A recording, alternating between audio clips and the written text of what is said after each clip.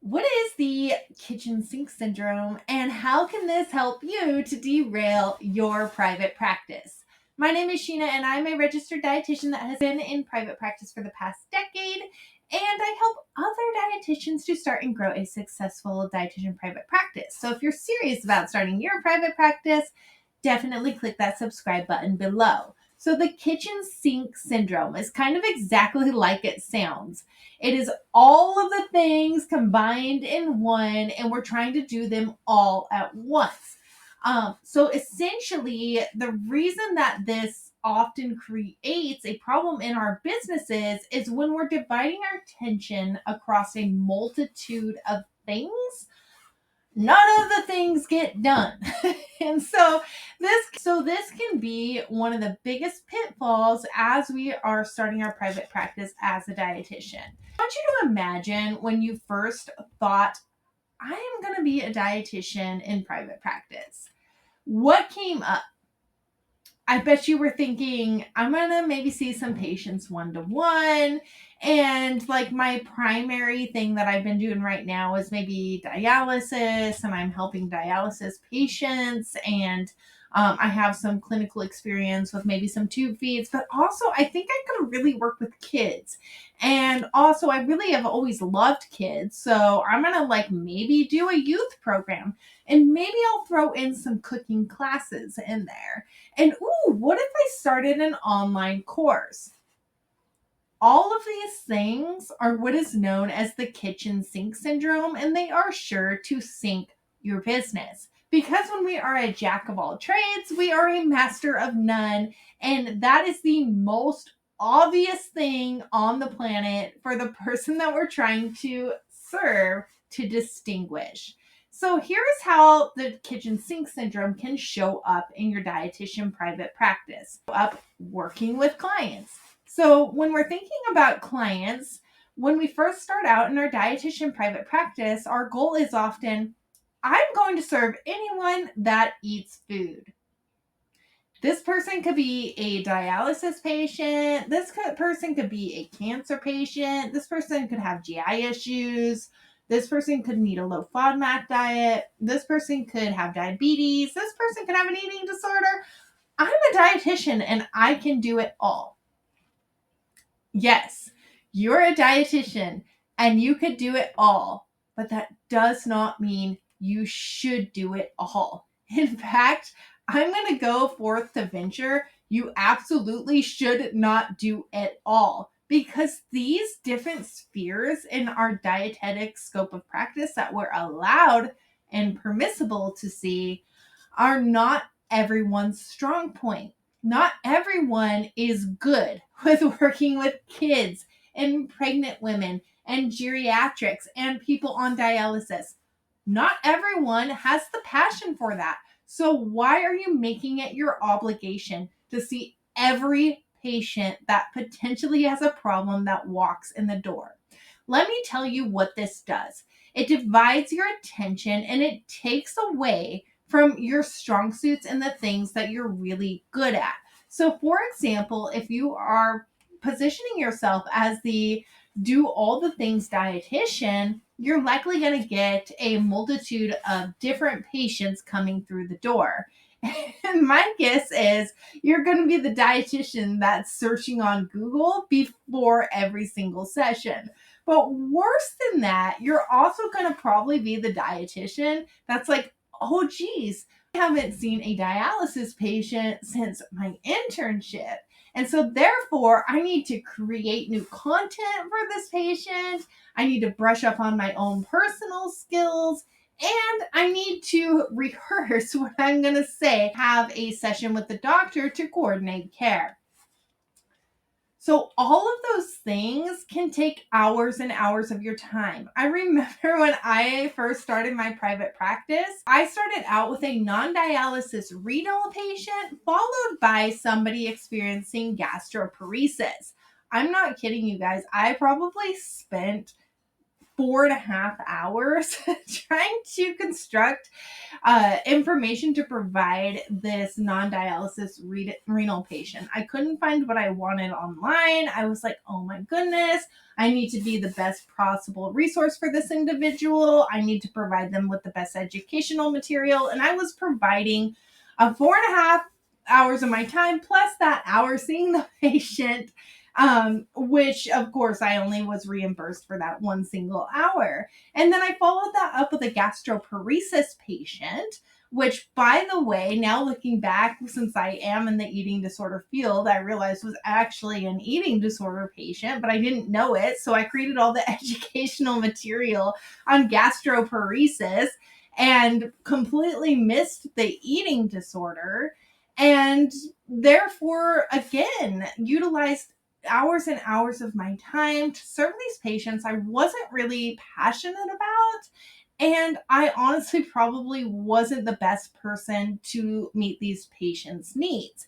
But instead, when we kind of niche, we fine tune, and we get that patient population that we are perfectly positioned to serve. We're continually doing research on, we're continually doing CEUs on. We're going to be the best possible person to serve that patient. We're not going to be doing any research. We're not going to be switching between what we're doing in the day. We're not going to feel overwhelmed. And that patient is going to receive us so much more strongly because it's going to be very evident that we are the expert in that field, the person perfectly positioned to solve that person's problem. So that's the first layer of that kitchen sink syndrome, is we should not ever be seeing all the patients. Our target audience should never be anyone that eats food. Just because we can serve everyone, and you can, doesn't mean that you should, because it is a disservice to both the patient and you. You are wasting your time if you are trying to serve everyone. And honestly, you're wasting the patient's time because you are not the best person to fit their needs when that is not your passion, that is not where your skill set lies, and that's not where your experience lies. Next component of the kitchen sink syndrome is trying to be everywhere at once. And this is really common in our day and age when we start thinking about social media. I often hear people say we should be omnipresent on Facebook and Twitter and Instagram and LinkedIn and TikTok. Please don't do that. You're just dividing your time across the multitude of these platforms. You're not actually reaching anyone because you're not tailoring the message that you're sending to that specific platform. So we really need to pick one platform. We need to get good at that platform. And maybe in the future, or when we hire a VA or someone else to work alongside with our practice, we can incorporate other platforms, or we can recycle content into the multitude of different platforms. But now just pick the platform that inspires you the most. It is not going to benefit you or your patients, and you're doing yourselves both a disservice to try to be omnipresent on all of these platforms.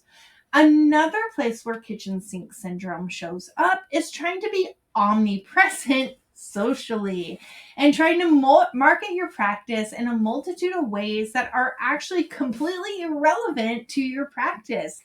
So, for example, you might be showing up at health fairs. You might be showing up at community events. You might have a booth at a fair. You might be hitting up the network referrals at the doctor's office, and none of them seems to be producing a referral return.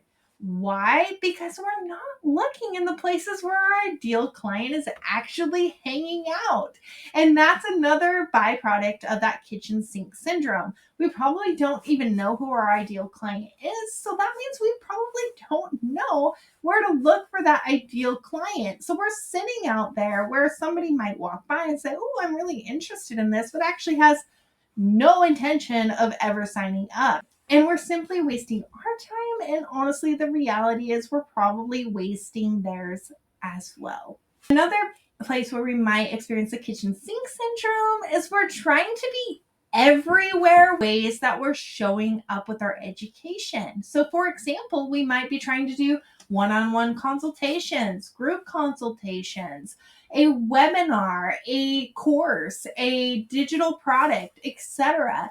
And we're trying to divide ourselves across all of these avenues, which, to be perfectly honest, all require a different skill set to not only manufacture that education stream, but also to promote it.